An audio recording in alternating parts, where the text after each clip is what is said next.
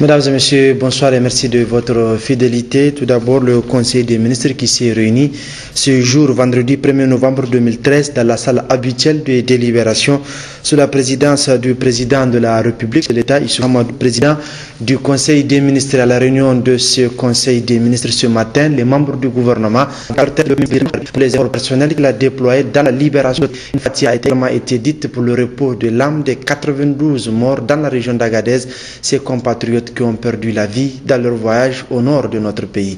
Rabi Bako Barokoba. Nous sommes bel et bien dans la salle de délibération du Conseil des ministres, où l'on constate aisément l'atmosphère détendue qui a prévalu en ce lieu ce matin lorsque les membres du gouvernement ont accueilli la libération des otages avec une salve d'applaudissements. Une façon pour eux de rendre hommage au président de la République, Issoufou Mahamadou, celui-là même qui a joué une large partition pour arriver au dénouement de cette prise d'otage le mardi 29 octobre 2013, une date inscrite désormais dans les annales de l'histoire. De la libération des 4 otages français. À cette occasion, l'ensemble des membres du gouvernement, y compris le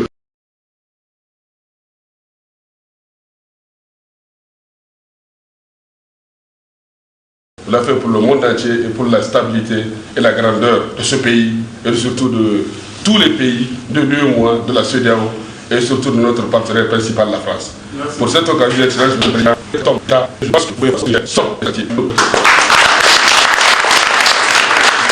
92 victimes du drame survenu récemment dans le Sahara, une tragédie provoquée, comme vous le savez, par la panne de véhicules de transport en direction d'un pays voisin.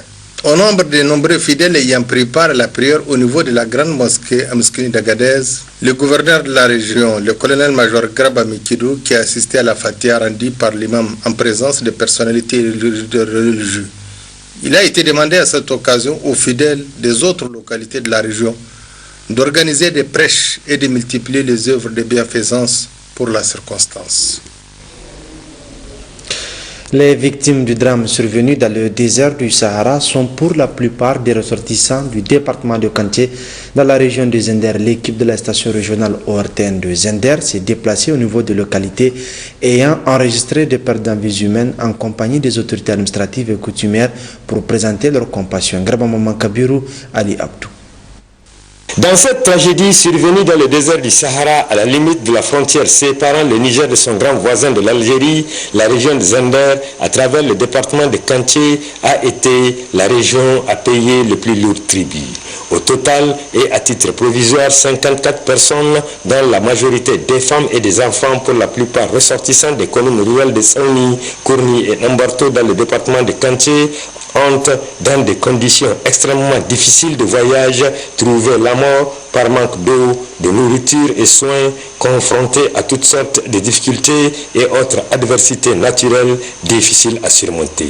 Le préfet du département de Kanté, Hamidou Alassane, en compagnie du chef de canton de Kanté, Tonton Abdelkader Amadou Issaka, et de la directrice départementale de la population, de la promotion de la femme et de la protection de l'enfant de Matamé, aussitôt officiellement informé et sur instruction du gouverneur de la région de Zender, Kalla Moutari, s'est rendu ce vendredi, premier jour du deuil national décrété par les plus hautes autorités du Niger pour 3 jours au niveau de plusieurs villages endeuillés par cette tragédie pour s'enquérir largement de cette triste situation et compatir à la douleur de toutes ces familles qui ont perdu les leurs.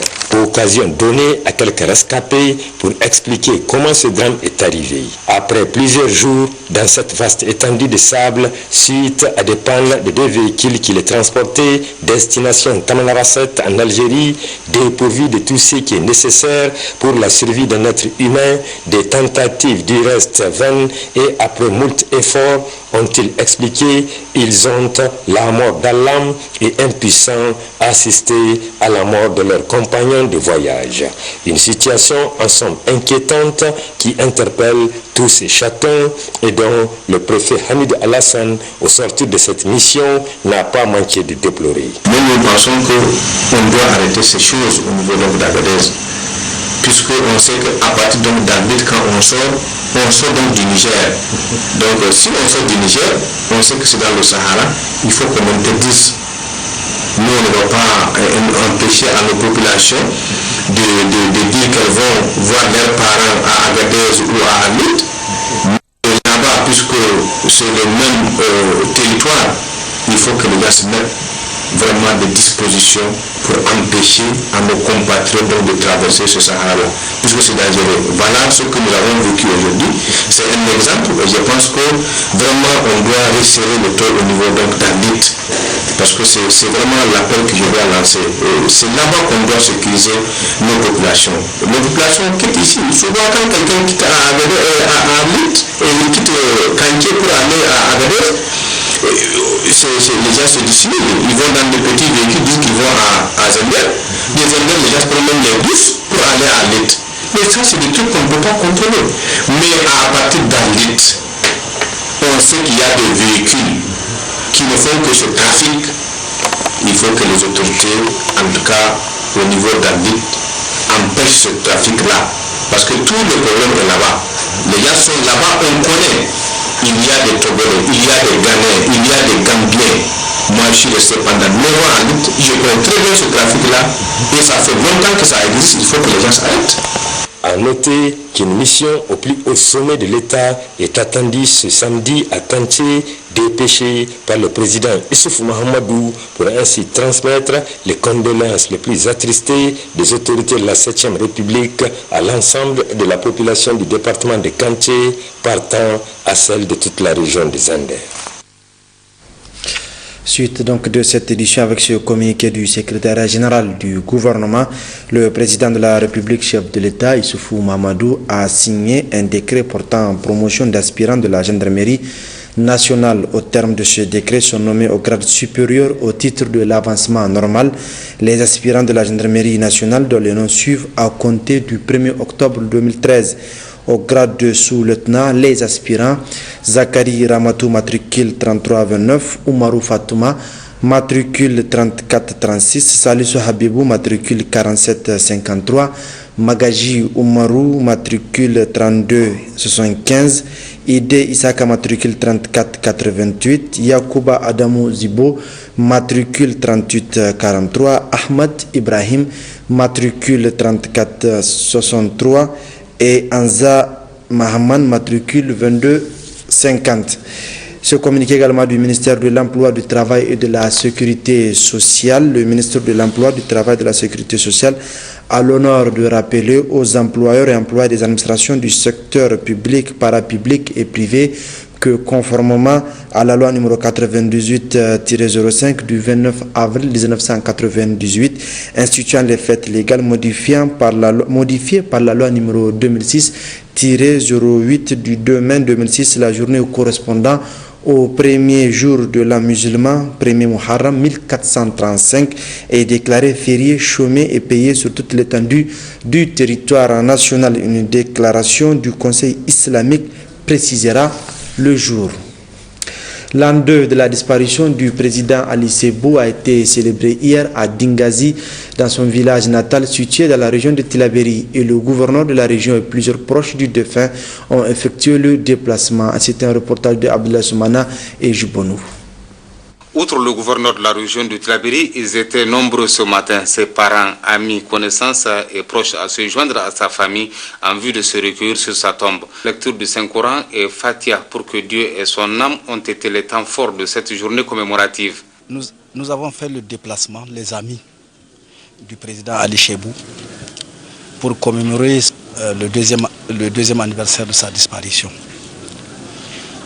Il n'est plus parmi nous physiquement, mais il est toujours avec nous, dans nos cœurs.